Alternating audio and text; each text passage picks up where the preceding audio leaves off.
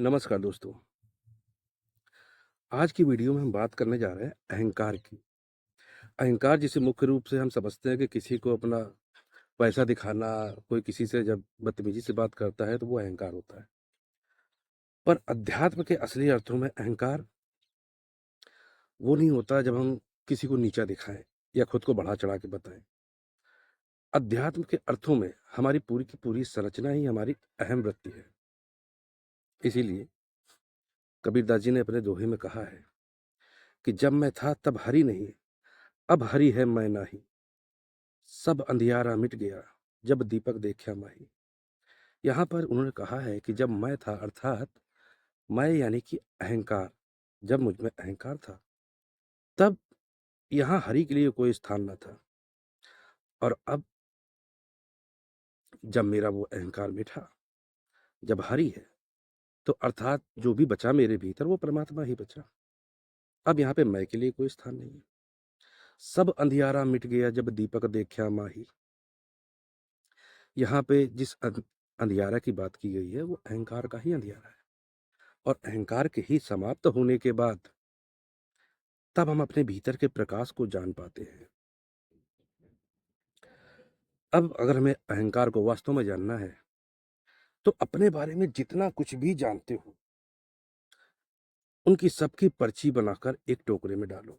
अपने नाम की पर्ची बनाओ, जातियों की, धर्म की, अपनी जायदाद की, अपनी शिक्षा की, अपनी गाड़ी की, बंगले की, रंग रूप की, बल की, इच्छाओं की, त्याग की, मान की, सम्मान की, जो कुछ भी जानते हो अपने बारे में, जो भी तुम्हें अच्छा लगता है, उन सब की एक पर्ची बनाओ, टोकरे में डालो। और अब देखो कि तुम टोकरे से कैसे अलग हो।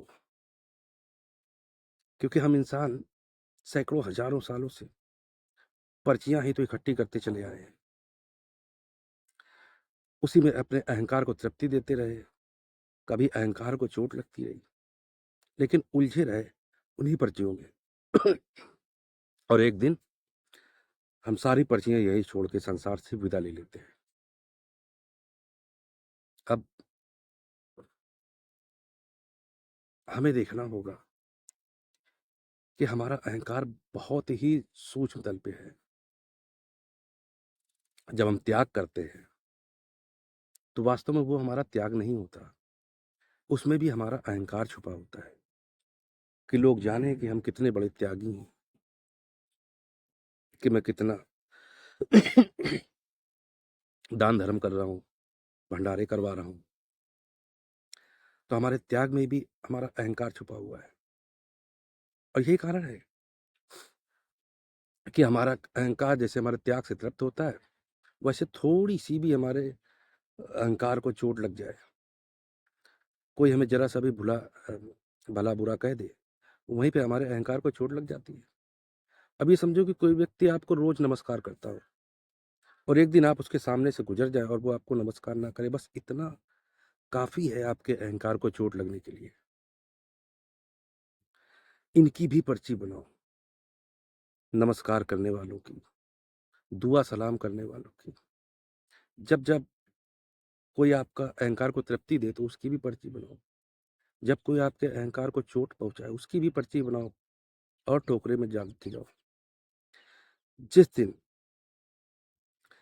तुम यह देख पाओगे कि तुम इस टोकरे में जितनी भी पर्चियां पड़ी हैं उनसे पूर्णतया अलग हो, उस दिन कबीरदास जी के दोहे का अर्थ भली भांति जान जाओगे। तब फिर आपको बताना नहीं पड़ेगा कि अहंकार क्या है। हमारी पूरी की पूरी संरचना ही अहंकार की है। जब तक अहंकार है तब तक हमारे भीतर परमात्मा का निवास नहीं हो सकता। और जिस दिन हमारा अहंकार समाप्त होता है, फिर किसी भी व्यक्ति के भीतर सिर्फ परमात्मा ही बचता है। जैसे कि हम जानते हैं, बुद्ध, कबीर, रामकृष्ण परमहंस, ये सब अहंकार से पूर्णतया मुक्त हुए हैं। और तब जब ये मुक्त हो सके अहंकार से, तभी ये अहंकार को भली भांति जान पाए और हमें बताने का प्रयत्न किया। धन्यवाद।